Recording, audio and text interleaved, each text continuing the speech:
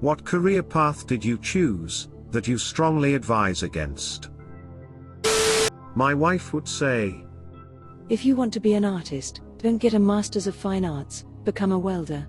You'll make a lot more money, and can still make art in your spare time. She has an MFA in metalwork and printmaking.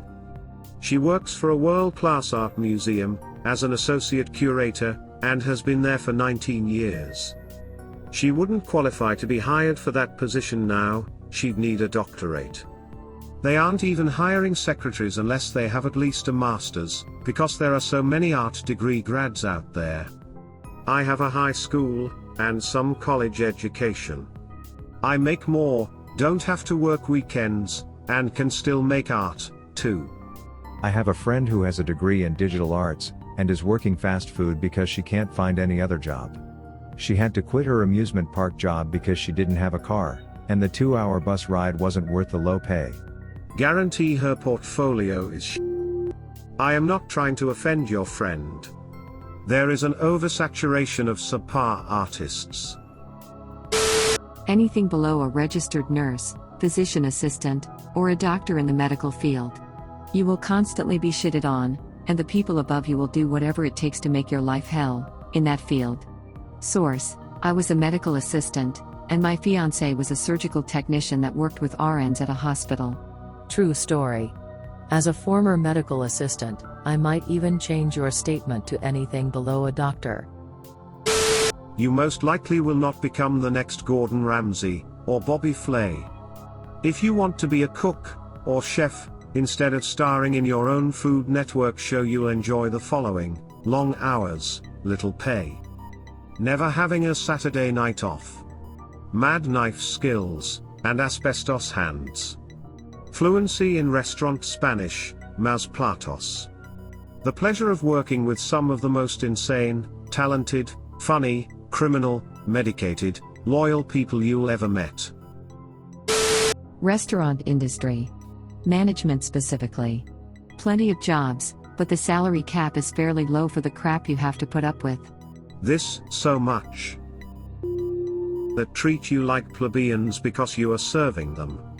The amount of times I've wanted to falcon punch an arrogant is unquantifiable. Edit, wow. Woke up to upvotes, and Reddit gold.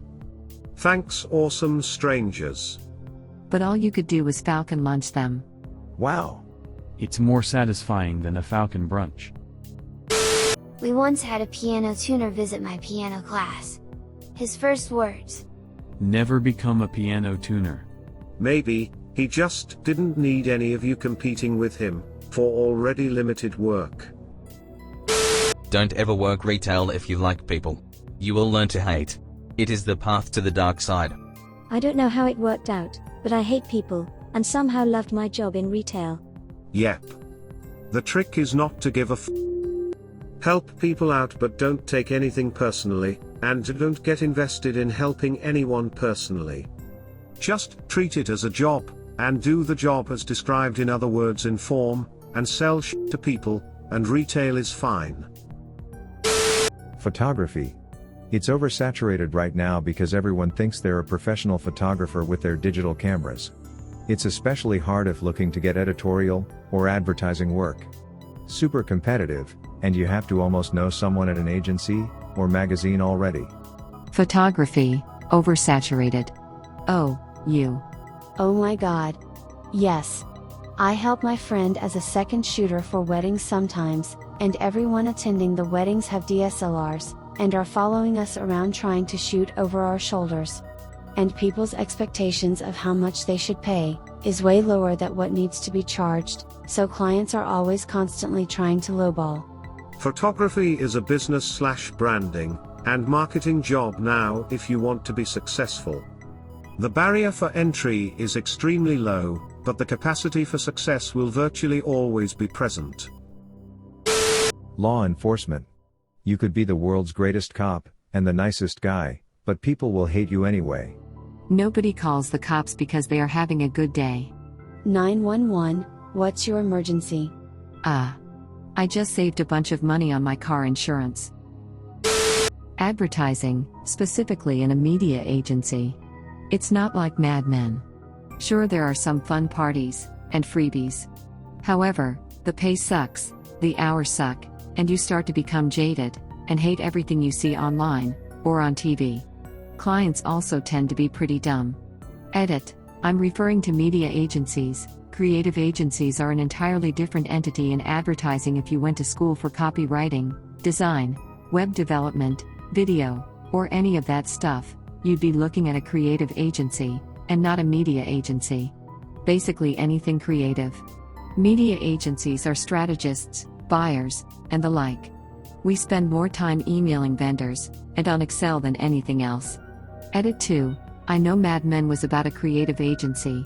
Most people outside of the industry don't know there is a difference between the two, and assume my job at a media agency is basically the same. You start to become jaded, and hate everything you see online, or on TV. I get the same effect from just watching TV, and being online. Now imagine, when all that is your job, haha. Law. I feel like I was born to be a lawyer, and have a good gift for certain skills that go well with law. But I strongly advise against it unless you want to do it regardless of money/prestige/anything. We already have too many lawyers, and jobs can be tough to come by. If you are only in it for the money, a common misconception by the way, or because you want to do something that sounds good, or your parents are pushing you into it, or maybe you think it will help you get dates, or you are just putting off going into the real world, don't do it. Don't take the LSATs, don't go to the law school, and don't try to become a lawyer. Like I said before, I am not going to knock anyone who truly wants to be a lawyer because, after learning what real lawyers do, they actually want to do what we do. I'm a litigator. I do a lot of research, reading, and writing every day, not to mention analyzing cases, and discussing/working on case strategy, and arguments. I love it. But if your reason is not that you sincerely believe you will enjoy the actual work for the rest of your life, and believe you were meant for this line of work, stay away. Writing. Had I known that a writer with multiple books on the New York Times bestseller list is lucky to make $50,000 a year, I'd stuck to landscaping, and kept writing as a hobby. Instead I harvest out my creativity on a contract basis with no benefits, soul-crushing quotas, and an emphasis on quantity over quality. It's mostly timing, and luck, and having access to info no one else has access to. But mostly timing, and luck, and erotica, and now I need a mid-afternoon whiskey. Edit. Oh Reddit, don't give up on your dreams of writing. We write because we have to, not because we want to. Any day I don't spill blood, and ink is a wasted day to me, and though I may whine, and wax poetic on the cosmic unfairness of it all, I live for those sentences that sum up a lifetime of experiences, and values in a few beautiful words. And for those of you pointed out my many spelling mistakes, damn you mobile, I say to you that the editing business is booming. Also, I wrote damn near 5,000 words today, give a brother a break. Movie industry. You won't get rich and famous, most of us can't even afford our rent. Especially acting doesn't pay off. I know enough people who starred in several TV movies but still need help from the job center to pull through. I was under the impression that you have to be otherwise employed until you get some traction in the industry. Work in a restaurant, or in construction, or hang around a set until you get the attention of a production assistant, etc. You have to begin somewhere, unless you're related to someone in the industry. Almost all the big stars in Hollywood got there out of sheer luck. Harrison Ford was discovered when he was a carpenter. Ashton Kutcher was offered a modeling deal by a designer out of the blue when he was spotted in the streets. Johnny Depp was discovered, and helped by Nicolas Cage. The list goes on, yes. You can get your foot in the door through contacts, or relations, but to become a star you need that bit of luck to get casted in the right move which could catapult you into being cast in other good movies. Manual labor jobs when you were young. I messed up my back when I was 22 working cargo for an airline. It's been over 10 plus years ago, and I still have back problems. Probably for the rest of my life. Agreed. I worked construction in my early 20s, and a large part of my job was using a hammer drill. My wrist has never been the same since. Do not go into game development because you like to play video games. You won't make it past the first semester. Do not go into game development because you like to make games. You might make it through the courses, but the industry will chew you up and spit you out in a year. Go into game development if, and only if you love to make games, and even then. Only if you don't mind sacrificing your life for the next decade in the name of your love. The ones who make it aren't much better off. They get to go into an industry with only a handful of good jobs, and shitload of bad ones, so the competition is frighteningly stiff. If you don't get incredible grades, and make friends with connected people, plan on spending the first couple of years being pushed to your limit to develop shitty games for shitty pay. Games that may never see the light of day. Most of your peers will leave the industry in the first 6 months. You will, in all likelihood, be among them. Also, don't be one of the people who makes the mistake of doing a game development course. Do computer science, or another general software development course, and learn whatever extra you need on the side. You'll get a better education, and be far more employable. What about software development in general? If you like writing code, and you are a good problem solver, you can find a place in general development that will make you happy. But you have to be good to go places. There is a lot of incompetence in the development world, and anywhere worth working will fire you pretty quickly. I've fired a half a dozen developers in the past 2 years because they couldn't keep up. If you don't mind working in menial development for low pay, that's fine. But if you want to climb up the ladder, get good. How do you know if you're getting good? Look at the code you wrote 6 months ago. If you don't see anything that needs improvement, the thing that needs improvement is you. College professor. I feel like a travel agent in 1999 about to see the entire profession wiped out by the public's desire to save money through online education. I used to own my curriculum, but now it goes online, and is no longer mine but my school's. Edit, there will always be professors. My point is that instead of hiring more faculty, schools will simply move towards online and hybrid classes to take on the increasing student populations. The number of faculty will likely not increase with the number of students. This will be especially true for intro classes in public institutions which employ most US faculty.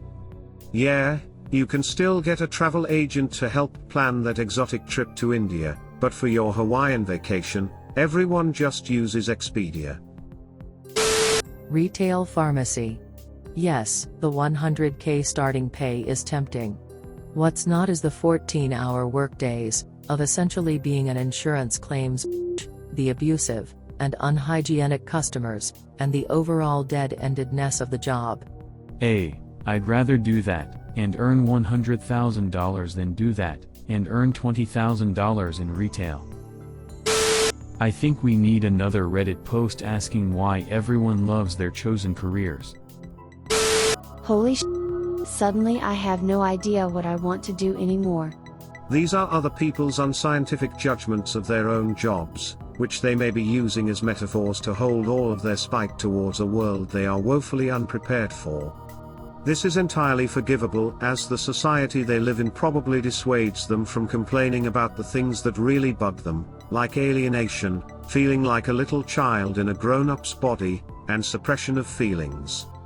At the same time, it's encouraged to complain about, and hate your job, so it becomes an outlet for pain, grief, and rage. To that end, people focus on the crappiest parts of their job, and when somebody writes an AskReddit saying, "Should I have your job?" they'll automatically say hell no. Based on the experience they're having. Even if somebody's posting their actual poor salary, poor return on time invested, or long work hours, these may all be the result of failure to go for what they want. You are a strong person who can get what you want from life if you remember to be adaptable. If you don't believe that last sentence, you're not alone. The rest of the people who don't believe it are in this thread. Good luck. Thanks for watching. Be sure to check out my other videos. Also, don't forget to like, comment, subscribe and ring the notification bell.